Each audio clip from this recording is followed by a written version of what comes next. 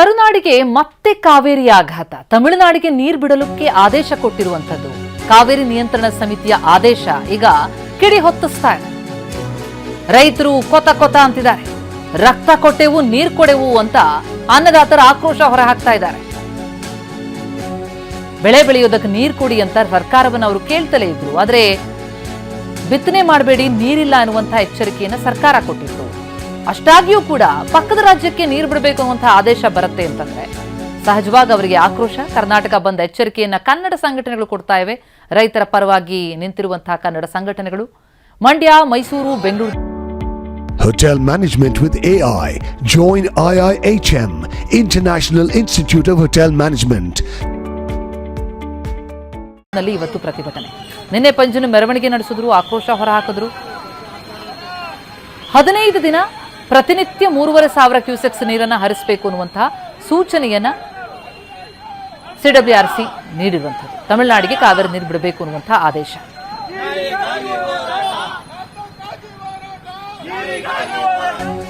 ವ್ಯಾಪಕ ಖಂಡನೆ ವ್ಯಕ್ತವಾಗಿದೆ. ತಮಿಳುನಾಡಿಗೆ ನೀರು ಹರಿಸುವಂತೆ ಸಿಡಬ್ಲ್ಯೂಆರ್ಸಿ ಕೊಟ್ಟಂತಹ ಆದೇಶಕ್ಕೆ ಕಿಡಿ.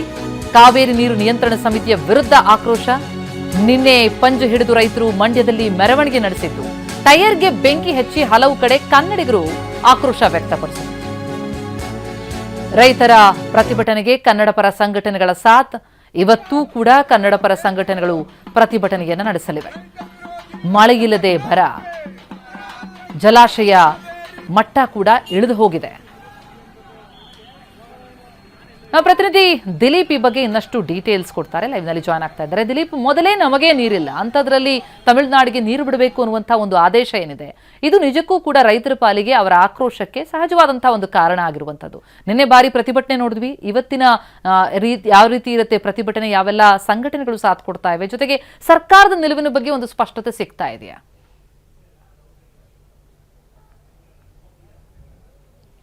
ಪ್ರತಿಮಾ, ನಿಜಕ್ಕೂ ಕೂಡ ಒಂದು ರೀತಿಯಲ್ಲಿ ಗಾಯದ ಮೇಲೆ ಬರೆ ಎಳೆದಂಥ ಆದೇಶ ಆಗಿರುವಂಥದ್ದು. ಯಾಕಂದರೆ ನಿಜಕ್ಕೂ ಕೂಡ ಒಂದು ರೀತಿಯಲ್ಲಿ ರಾಜ್ಯದ ರೈತರು ಸಂಕಷ್ಟದಲ್ಲಿದೆ. ಮಂಡ್ಯದಲ್ಲಿ 7 ತಾಲೂಕುಗಳು ಬರ ಪರಿಸ್ಥಿತಿ ಇದೆ. ಈ ಸಂದರ್ಭದಲ್ಲಿ ತಮಿಳುನಾಡಿಗೆ ನೀರರಿಸಿ ಎನ್ನುವಂಥದ್ದು ಎಷ್ಟು ಮಟ್ಟಿಗೆ ಸರಿ ಎನ್ನುವಂಥದ್ದು ಸಹಜವಾದಂಥ ಪ್ರಶ್ನೆ ಇರುವಂಥದ್ದು, ಆಕ್ರೋಶ ಇರುವಂಥದ್ದು. ಯಾಕಂದರೆ ಈಗ ನಾನು KRS ಜಲಾಶಯದ ವಾಸ್ತವ ಪರಿಸ್ಥಿತಿಯನ್ನು ತೋರಿಸ್ತಾ ಹೋಗ್ತೇನೆ. ನಿಜಕ್ಕೂ ಕೂಡ ಇಲ್ಲಿ ಎಷ್ಟರ ಮಟ್ಟಿಗೆ ನೀರಿದೆ ಅನ್ನುವಂಥದ್ದನ್ನ ನೋಡಿದ್ರೆ, ಈ ದೃಶ್ಯಗಳು ನೋಡಿದ್ರೆ ಕಂಡು ಬರುತ್ತೆ. ಯಾಕಂದರೆ ಇಷ್ಟರ ಮಟ್ಟಿಗೆ ಈ ಸಂದರ್ಭದಲ್ಲಿ ಜೂನ್ ಜುಲೈ ಸಂದರ್ಭದಲ್ಲಿ ಸಂಪೂರ್ಣವಾಗಿ ಜಲಾಶಯ ಭರ್ತಿ ಆಗ್ತಾ ಇತ್ತು. ಆದರೆ ಈಗ ಕೇವಲ 17 TMC ಮಾತ್ರ ನೀರಿರುವಂಥದ್ದು. 17 TMCಯಲ್ಲಿ 5 TMC ಡೆಡ್ ಸ್ಟೋರೇಜ್ ಆಗಿದೆ. 5 TMC ಡೆಡ್ ಸ್ಟೋರೇಜ್ ಆಗಿದೆ. ಇನ್ನು ಉಳಿಯುವಂಥದ್ದು 12 TMC ನೀರು ಮಾತ್ರ. ಈ 12 TMCಯಲ್ಲಿ 4.5 TMCಯನ್ನು ತಮಿಳುನಾಡಿಗೆ ಕೊಟ್ಟರೆ ಕೇವಲ ಜಲಾಶಯದಲ್ಲಿ ಉಳ್ಕೊಳ್ಳೋದಂತೂ 8 TMC ನೀರು ಮಾತ್ರ. ಈ 8 TMCಯಲ್ಲಿ ಬೆಂಗಳೂರಿಗೆ ನೀರು ಕೊಡಬೇಕು, ಕುಡಿಯೋ ನೀರು ಕೊಡಲಿಕ್ಕೆ, ಜೊತೆಗೆ ಮೈಸೂರು, ಮಂಡ್ಯ ಈ ಭಾಗಗಳಿಗೂ ಕೂಡ ನೀರನ್ನು ಕೊಡಬೇಕು. ಇದನ್ನು ಕುಡಿಲಿಕ್ಕೆ ಕೂಡ ನೀರು ಇಲ್ಲ. ಈ ಸಂದರ್ಭದಲ್ಲಿ ತಮಿಳುನಾಡಿಗೆ 3,500 ಕ್ಯೂಸೆಕ್ಸ್ನ ಪ್ರತಿದಿನ ಹರಿಸಿದ್ರೆ ನಾವೇನ್ ಮಾಡಬೇಕು ಅನ್ನುವಂಥದ್ದು ಸಹಜವಾದಂಥ ಪ್ರಶ್ನೆ ಇರುವಂಥದ್ದು. ಅದರಲ್ಲಿ ಪ್ರಮುಖವಾದಂಥ ವಿಚಾರ ಅಂತಂದ್ರೆ ತಮಿಳುನಾಡು ರೈತರು ಈಗ ಕೇಳ್ತಾ ಇರುವಂಥದ್ದು ಕುಡಿಯೋ ನೀರಿಗಲ್ಲ, ಅವರು ಕೇಳ್ತಾ ಇರುವಂಥದ್ದು ಬೆಳೆಗಳಿಗೆ ನೀರು ಕೊಡಿ ಅನ್ನುವಂಥದ್ದಲ್ಲಿ. ಈಗ ನಮ್ಮ ರಾಜ್ಯದ ರೈತರುಗಳಿಗೆ ಬೆಳೆಗಳಿಗೆ ನೀರು ಕೊಡ್ತಾ ಇಲ್ಲ, ತಮಿಳುನಾಡವ್ರಿಗೆ ನೀರು ಕೊಡ್ತಾ ಇದ್ದೀವಿ ಅನ್ನುವಂಥದ್ದು ಎಷ್ಟು ಮಟ್ಟಿಗೆ ಸರಿ? CWRC ಈ ಒಂದು ವಾಸ್ತವ ಪರಿಸ್ಥಿತಿಯನ್ನು ಅರ್ಥ ಮಾಡ್ಕೊಂಡಿಲ್ವಾ, ಅಥವಾ ರಾಜ್ಯ ಸರ್ಕಾರವನ್ನು ಏನು ಈ ಒಂದು ವಿಚಾರವನ್ನು ತಿಳಿಸ್ಲಿಕ್ಕೆ ವಿಫಲ ಆಯ್ತಾ ಅನ್ನುವಂಥದ್ದು ಕೂಡ ಪ್ರಶ್ನೆ ಇರುವಂಥದ್ದು.